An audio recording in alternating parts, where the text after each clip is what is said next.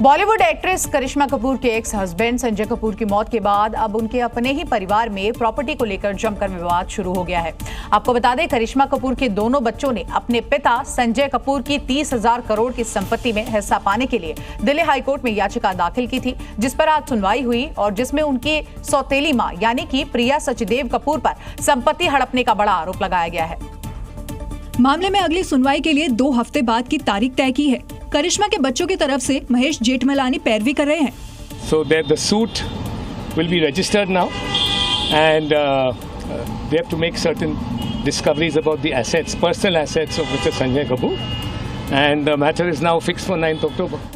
ये विवाद तब शुरू हुआ जब संजय कपूर के निधन के बाद उनकी पूरी संपत्ति प्रिया सचदेव के नाम कर दी गई, जिसे लेकर करिश्मा के बच्चों ने कई आरोप लगाए हैं। आरोप नंबर 1, प्रिया कपूर ने उन्हें गलत तरीके से संपत्ति से बाहर रखा है। आरोप नंबर 2, संजय कपूर के निधन के बाद वसीयत को छिपाया गया। आरोप नंबर 3, 30 जुलाई 2025 को फैमिली मीटिंग में दिखाया वसीयत नकली है।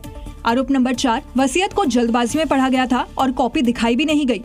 याचिका में प्रिया कपूर और उनके बेटे अजारियस, संजय कपूर की मां रानी कपूर और वसीयत तैयार करने वाली श्रद्धा सूरी मारवा को प्रतिवादी बनाया गया है। और अब बात उत्तर प्रदेश की, जहां पर अतिक्रमण के खिलाफ शुरू किया गया बुलडोजर मॉडल हिट है और योगी सरकार के इस बुलडोजर मॉडल को गुजरात से लेकर मध्य प्रदेश तक यहां लोग अपना रहे हैं। गुजरात के द्वारका में अवैध के खिलाफ कार्रवाई की जा रही है। सीएम भूपेंद्र पटेल सरकार का बुलडोजर अतिक्रमण पर यहां गरज रहा है और अवैध निर्माण मिट्टी में मिलता हुआ दिखाई दे रहा है। और इसी का नतीजा है कि गुजरात के द्वारका के भीमाना गांव में अतिक्रमण पर बुलडोजर चला। कुछ देर पहले तक जो इमारतें और धार्मिक स्थल खड़े हुए थे वो बुलडोजर एक्शन के बाद मलबे में तब्दील हो चुके हैं। कार्रवाई का उद्देश्य सरकारी और पशुओं के लिए चारागाह भूमि को कब्जों से मुक्त करना है। तस्वीरों में देखिए कैसे 3-3 बुलडोजर एक साथ कार्रवाई में लगे हैं। कार्रवाई के तहत कुल 18,200 वर्ग फुट जमीन को खाली कराया गया है, जिसमें 2,000 वर्ग फुट गौचर भूमि भी शामिल है। द्वारका प्रशासन ने क्लियर मैसेज दिया है कि सरकारी और सार्वजनिक भूमि पर कब्जा बर्दाश्त नहीं किया जाएगा और ये अभियान इसी तरह आगे भी जारी रहेगा। साथ ही अतिक्रमण करने वालों पर भी एक्शन लिया जाएगा।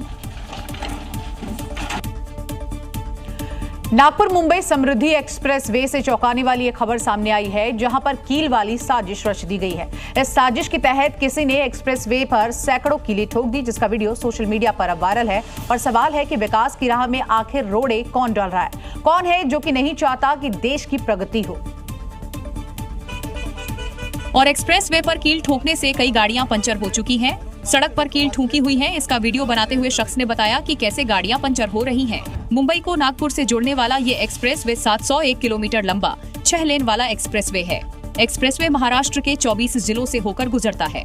एक्सप्रेस वे को मुंबई और नागपुर के बीच यात्रा के समय को कम करने के लिए बनाया है। हालांकि लोगों की सतर्कता के चलते कोई बड़ा हादसा नहीं हुआ, लेकिन एक्सप्रेस वे पर इस तरह का मामला सामने आने के बाद जांच जरूर शुरू हो गई है कि आखिर इसके पीछे कौन है।